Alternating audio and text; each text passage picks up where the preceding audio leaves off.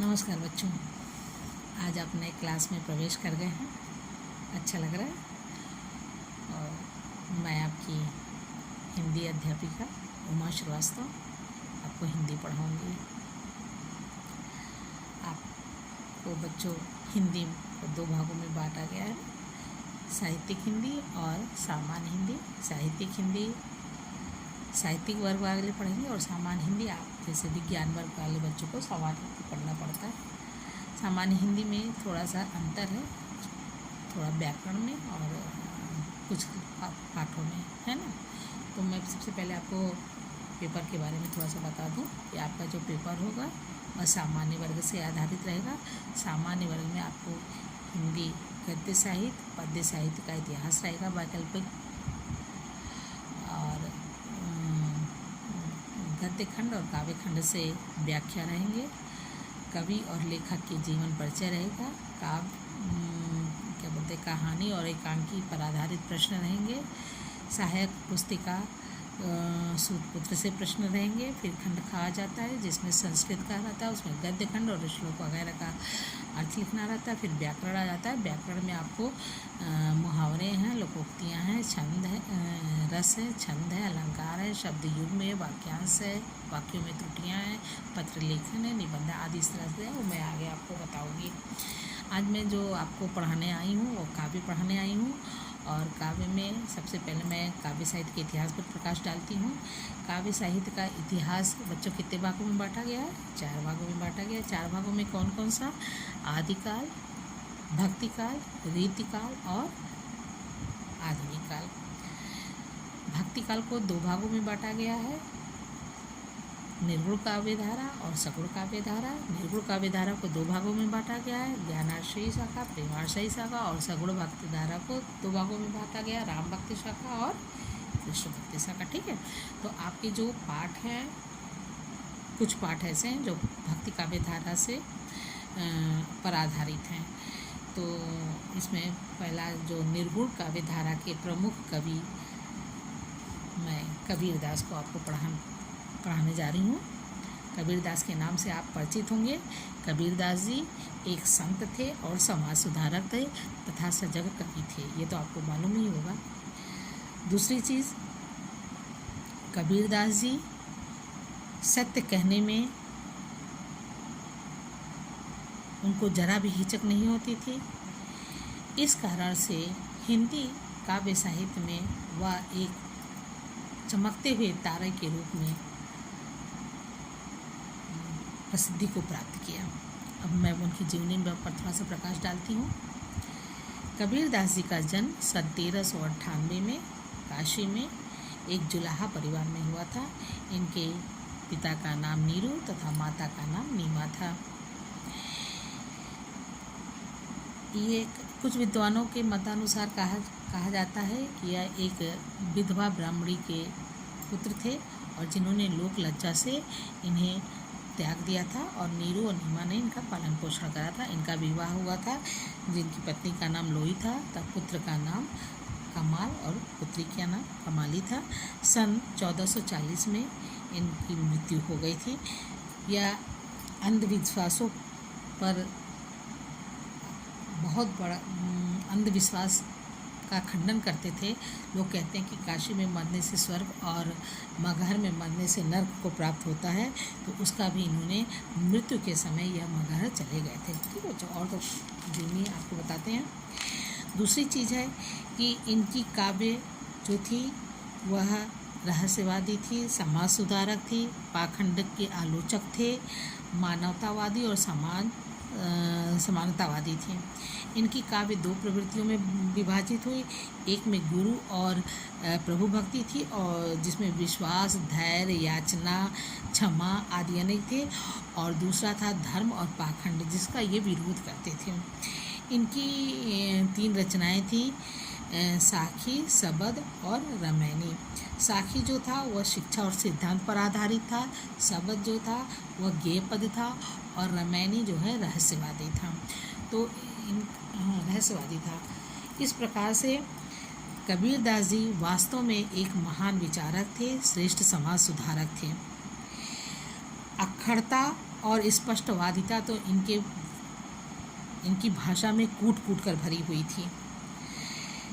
कबीर ने यह उद्घोषणा की थी कि उनका साथ देने के लिए बड़े ही साहस व त्याग की आवश्यकता थी। उन्होंने एक दोहा में भी कहा है कि कबीरा खड़ा बाजार में लिए लुकाठी हाथ, जोगर बारे आप ना चले हमारे साथ। अर्थात उसको बहुत ही हिम्मत करके हमारे साथ चलना पड़ेगा, क्योंकि इस मार्ग पर चलने के लिए माया मोह का त्याग करना पड़ेगा। समझ आ गया बच्चों? तो अब मैं आपको इनका जो पहला पाठ है मैं पढ़ाने जा रही हूँ, वह है साखी। साखी मतलब क्या होता है? साक्षी। साक्षी मतलब प्रमाण। ठीक, इनका पहला पद मैं पढ़ा रही हूँ। बलिहारी गुरु आपणे ध्यौहाड़ी कै बार, जिन मानिस तय देवता करत न लागी बार। कबीरदास जी यहाँ पे गुरु की महत्ता को बताते हुए कहते हैं कि हे गुरु, मैं अपने शरीर को आप पर अनेकों बार न्यौछावर कर दिया हूँ। बलिहारी मतलब न्यौछावर करना, आपणे मतलब अपने को, ध्यौहाड़ी मतलब शरीर को। जिन मानिस तय देवता, क्योंकि आपके द्वारा ही यह मनुष्य देवता बन गया, जिसको देवता बनाने में जरा भी देर नहीं लगी। अर्थात जब ज्ञान की प्राप्ति हो गई तो वह देवता स्वरूप हो गया। ठीक, सतगुरु की महिमानंत, अनंत किया उपकार, लोचन अनंत उघाड़िया, अनंत दिखावण हार। अनंत मतलब अनेक, अपार, और उपकार मतलब उपकार, लोचन मतलब नेत्र, उघाड़िया मतलब खोल देना। तो यहाँ पे भी गुरु की महिमा का वर्णन करते हैं कि सतगुरु की महिमा, सच्चे गुरु की महिमा अपार है, अनंत किए उपकार, और ऐसे गुरु ने हमारे ऊपर अनेक उपकार किए हैं। क्या उपकार किए हैं? कि लोचन अनंत उघाड़िया, उनके उपकार के द्वारा मेरी दिव्य दृष्टि खुल गई है। उघाड़िया मतलब खुल गई, और अनंत दिखावण हार, और जब दिव्य दृष्टि खुल गई तो मुझे अनंत ब्रह्म के दर्शन हो गए, अर्थात ब्रह्म का विराट स्वरूप से मैं परिचित हो गया। ठीक है, अगला देखो। दीपक दिया तेल भरी, बाती दई अघट, पूरा किया बिसाउड़ा, बहुरी न आयो हट। दीपक मतलब यहाँ पर दीपक तो आप जानते ही हो, लेकिन यहाँ किसको संकेतित किया गया? शरीर रूपी दीपक। तेल, कौन सा तेल? प्रेम रूपी तेल। बाती, कौन सी बाती? ज्ञान रूपी बाती। ठीक है, अघट मतलब जो घटती न हो, अक्षय हो। ठीक है, तो मैं अर्थ बताती हूँ। दीपक दिया तेल भरी, हे गुरु, आपके द्वारा ज्ञान से मेरे शरीर रूपी दीपक में प्रेम रूपी तेल भर गया है, और उसमें कैसी बत्ती थी? अघट, ज्ञान रूपी बत्ती डाल दी गई। समझ में आया बेटा? कि शरीर रूपी दीपक है, प्रेम रूपी तेल है, और ज्ञान रूपी बत्ती है। उस दीपक को लेकर, उसकी दीपक को लेकर यह सांसारिक वासना से मैं दूर हो गया हूँ। अर्थात उस दीपक से मुझे ऐसी प्रकाश मिली कि मैं सांसारिक वासना से दूर हो गया हूँ, और पूरा किया बिसाउड़ा बहुरिना, और उस दीपक के द्वारा मैं संसार रूपी हाट से, हट मतलब बाजार से, संसार रूपी बाजार से क्रय विक्रय कर चुका हूँ। अब मैं पुनः इस संसार में आना नहीं चाहता। ठीक है, बूढ़े थे परि उबरे, गुरु की लहर चमक। यहाँ पर भी गुरु के प्रभाव को बताया गया है कि गुरु की जब कृपा होती है तो क्या होता है? बूढ़े थे परि उबरे, इस वासना, इस संसार के अंधकार रूपी सागर में मैं डूब रहा था। उसी समय गुरु की ज्ञान रूपी प्रकाश चमक पड़ा, और उस चमक से मैंने क्या देखा? भेरा देखा जरजरा। ये भेरा मतलब क्या होता है? नाव। तो मैंने क्या देखा कि इस संसार का में जो नाव है, अर्थात